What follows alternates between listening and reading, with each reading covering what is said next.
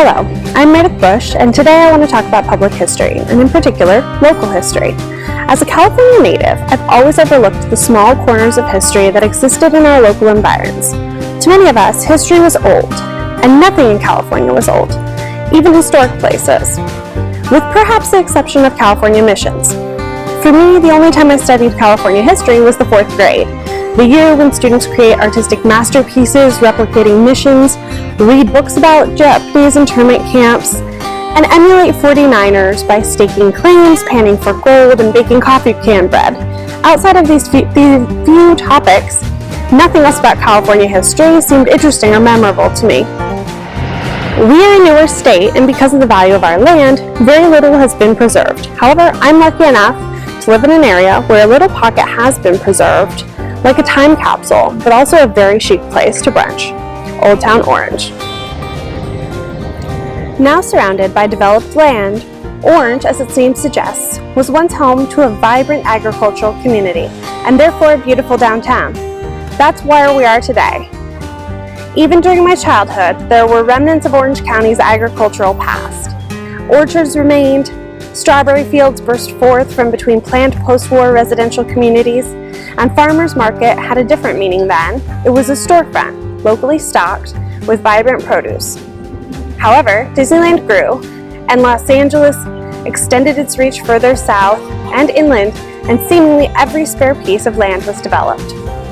However, amidst all of the urbanization and development, Old Town Orange retains its former charm and shines as a reminder of the past.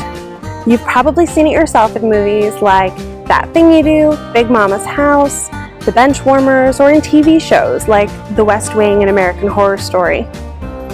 It is heralded as an all-American downtown that can work as the South, the East, and the Midwest too. So today we'll talk a bit about Orange's past, what has disappeared, and what has been preserved as artifacts of public history. Originally, much of Orange County as it is laid out today belonged to the Yorba and Peralta families, who raised cattle throughout the region when it was part of Mexico. However, when the land was passed from Mexico to the United States, with that change came new laws and property taxes. Those costs took a toll on the rancheros, and Abel Stearns, an American pioneer, was able to buy or procure through foreclosure one of the largest cattle grazing empires in Southern California. That included a share of the Rancho Santiago de Santa Ana, which was co-owned with the Yorbas and Peraltas.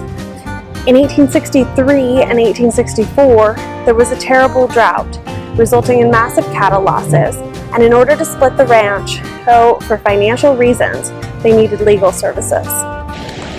Lawyers Alfred Beck Chapman and Andrew Glassell of Los Angeles represented those families and took land instead of cash for their services.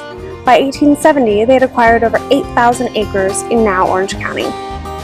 Chapman had his land surveyed, built an irrigation ditch, and defined lots on the land, calling them Richland farm lots. As the irrigation ditch was completed in 1871, Captain William T. Glassell, who had been put in charge of the Richland farm lots, created an 8-block town site around a Plaza square, which you can see behind me.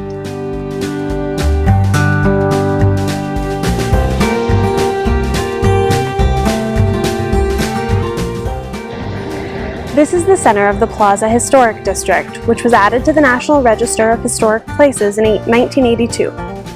The surrounding area was added to the register in 1997, making Old Town Orange the largest historic district in California. Here at the Plaza, we are situated at the intersection of Chapman Avenue and Glassell Street, named after the 3 men who created this locale. Let's look at some photos of the Plaza over time.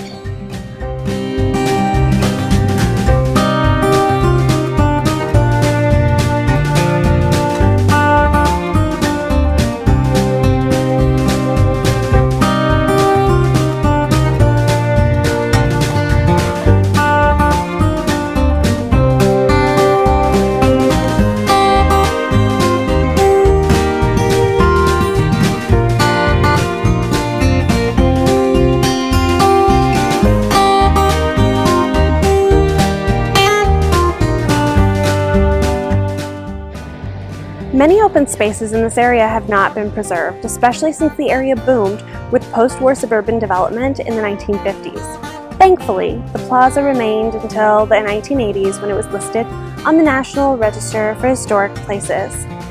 That register is one of the greatest conduits for local history. In their Introduction to Public History, Lyon, Nix, and Schrum discuss the challenges surrounding the idea of what history to preserve and collect. The U.S. federal government requires that in order to be listed on the National Register of Historic Places, properties must be at least 50 years old and fit one of the following criteria: associated with events that have made a significant contribution to the broad patterns of history, associated with the lives of significant persons in our past, or embody the distinctive characteristics of a type, period, or method of construction, or that represent the work of a master, or that possess high artistic values, or that represent a significant and distinguishable entity whose components may lack individual distinction, or lastly, have yielded or may be likely to yield information important to history or prehistory. Old Town Orange has all kinds of architecture, representing a diverse cross-section of large homes to tiny bungalows, businesses, and government buildings, and infrastructure like railroads. The same discussion about what to preserve and collect also highlights the importance of preserving women's history. This plaza has also played an important role in Orange County's women's history. For instance, the fountain behind me is not the original fountain that graced this square. The fountain we see is a 1937 uplit electric fountain installed as a WPA project. However, the fountain that was installed in 1887 was financed by the Orange Women's Temperance Union, who raised over $160 to install it by putting on a play. The Women's Club building is also standing as part of this historic district. Built in 1923, the building cost about $13,000 to build and took 120 days to complete. In addition to women's history, working class history has often been overlooked by the term significant in the National Register's criteria. There are many mansions and estates that have been preserved, but few factories and labor landmarks. Orange, interestingly, encompasses landmarks of the wealthy and more industrial, agricultural, and commercial spaces. Here you can see the sun-kissed Orange County Fruit Exchange building that was constructed in 1922 for $20,000. The exchange had been established in 1893, but the building we see today was built in 1922 and closed in 1994. It was restored and renovated into an art gallery, which we see today. A lot of what we see in Old Town Orange has been repurposed. This has been an ongoing trend for the last 20 years or more. In 2008, a local writer, Chris Epting, published a book entitled Vanishing Orange County. In the book, he argues that many of the things that made Orange County so unique and memorable to earlier generations were disappearing, like drive-in movie theaters, citrus groves, strawberry fields, etc.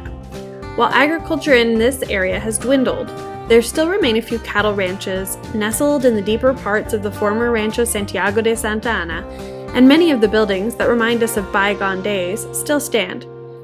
They may not function the same as they used to, though.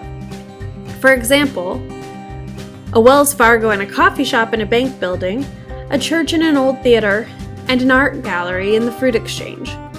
But at least the history still stands. Similarly, nearby areas in Orange County have taken this approach as well, like the Anaheim Packing House Dining Hall, which was built from the old fruit packing house. The San Clemente Casino and Dance Hall has been restored into a wedding and event venue, and so on. Some icons, though, have remained the same, like Watson's Drugstore and Soda Fountain. It's the longest continuously operating business in Orange and has been open since 1899. They have remodeled their interior in recent years, eliminating some of its 50s diner charm, but it survives to this day. Another building that still serves its original purpose is the American Legion Hall, Post 132. The American Legion Hall Post was established in 1919, and this building was built in 1928. It was originally tan stucco, and now you can see it's painted white. Similarly, Santa Fe Train Depot still functions as a train station.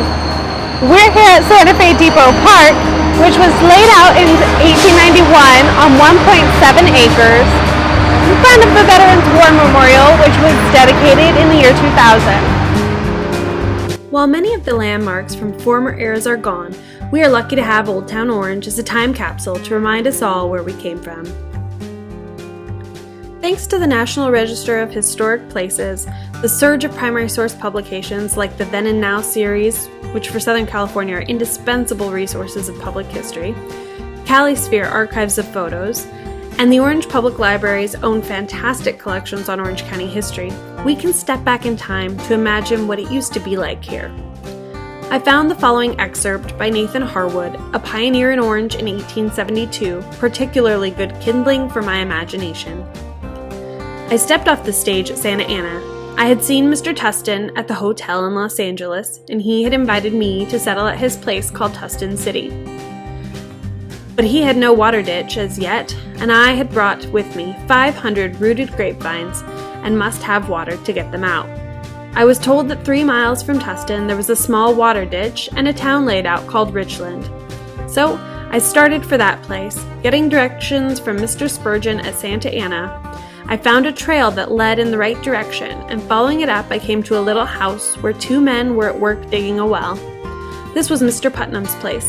I made an inquiry for Richland, and they said I was already in the place, but for the life of me, I could not see it.